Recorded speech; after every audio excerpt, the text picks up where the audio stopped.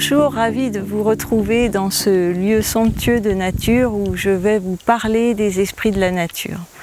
Alors bien souvent, lorsque l'on est en quête de réponses, en quête de sens par rapport à notre vie, le plus simple est d'aller dans la nature.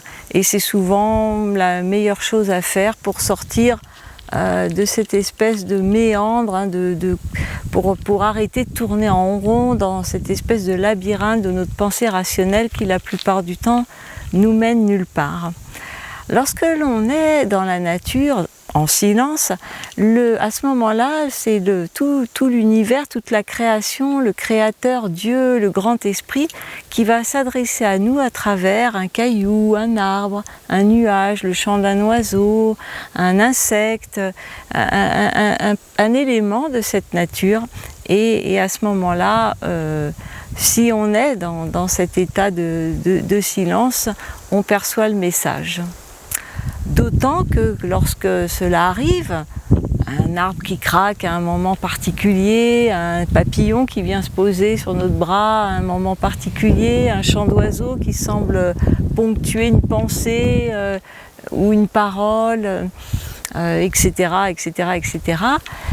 c'est la plupart du temps accompagné d'un ressenti qui fait que ce qui arrive, qui pourrait être tout à fait anodin, devient significatif pour nous et semble exactement venir répondre à la question que l'on se pose ou à notre mal-être en général, notre désarroi. Lorsqu'on se sent triste, seul, malheureux, trouver une pierre en forme de cœur, c'est un remède magique et très très efficace.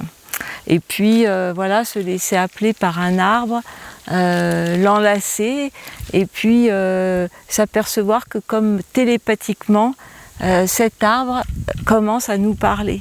Et c'est pour ça que quand on marche dans la nature, il est important de ne surtout pas se réfréner quand on a envie de prendre une pierre dans sa main, quand on a envie d'enlacer un arbre, quand on a envie de caresser un feuillage, une fleur, quand on a envie de s'arrêter pour observer le balai des fourmis ou toute autre chose.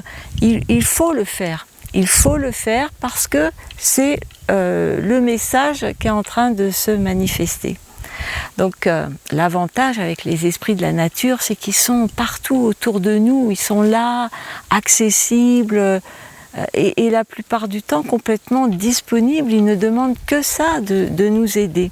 Et puis en plus, ils s'expriment à nous d'une façon claire, audible, directe, rapide et du coup, la plupart du temps sous forme de télépathique, on va dire, mais aussi à travers la symbolique de ce que l'on reçoit et que l'on décode, parce que, encore une fois, cet élément est accompagné d'un ressenti particulier, une sensation de cœur le rythme du cœur qui s'accélère, de frissons, de toutes sortes de signaux comme ça qui nous disent c'est un message. Et puis, la nature nous offre aussi ce silence qui nous permet aussi de nous mettre à l'écoute de notre âme. Et de toute façon, il ne faut pas oublier que tout ce qui est à l'extérieur est comme ce qui est à l'intérieur. Tout ce que l'on voit, tout ce que l'on perçoit comme réel à l'extérieur n'est que le reflet de notre subjectivité. Être incarné dans ce monde est un perpétuel échange, va-et-vient entre l'intérieur et l'extérieur, et l'un se nourrit de l'autre, et l'autre se nourrit de l'un, etc. Donc aussi, dans la nature, dans le silence, on se place en écoute intérieure et on se met à écouter quoi ? On se met à écouter les messages de notre âme. Et lorsque l'on se met à écouter notre âme, on s'aperçoit qu'elle a beaucoup de choses à nous dire. Et puis souvent, ce qui va émerger comme ça du fin fond de nous, grâce à ce silence, grâce aussi à la médiation de tous les esprits de la nature, ça peut être une question aussi, parce que tout processus de guérison commence déjà par se poser les bonnes questions. Et des fois, on est pressé d'obtenir des réponses, mais des réponses à quoi ? Donc déjà, tout ce travail d'introspection, de trouver les réponses, de savoir au fond vraiment qu'est-ce qui est essentiel de connaître et pour ça, encore une fois, il faut s'interroger. Alors, la nature est partout autour de nous, elle est là, présente, prête à, disponible. Et puis lorsqu'on n'a pas la nature à portée de main, si j'ai envie de dire, parce qu'on est chez soi, parce qu'on est en ville, parce que voilà, pour d'autres raisons, eh bien ce n'est pas grave du tout, puisqu'on peut, aussi convoquer, appeler, se connecter à un esprit de la nature, n'importe quel esprit de la nature, dans le subtil.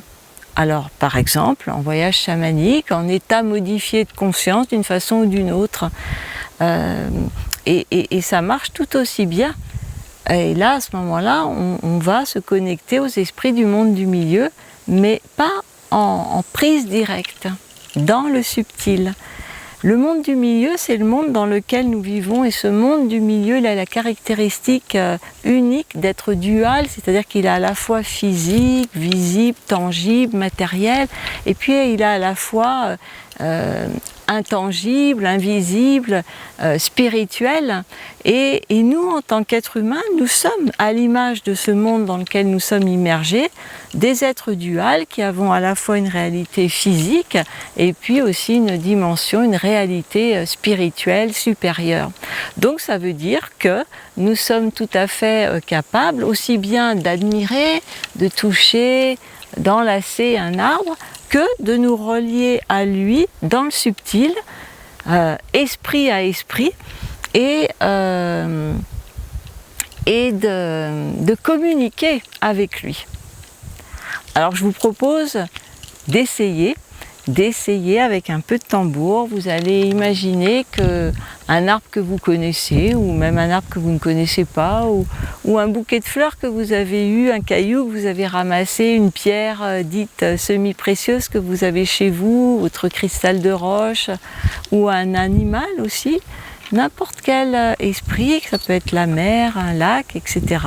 Vous allez laisser venir quelque chose de la nature, un élément, qu'il soit un être vivant, sensible, qu'il soit du règne minéral, végétal ou animal, et puis vous allez, d'âme à âme, d'esprit à esprit, communiquer avec cet être.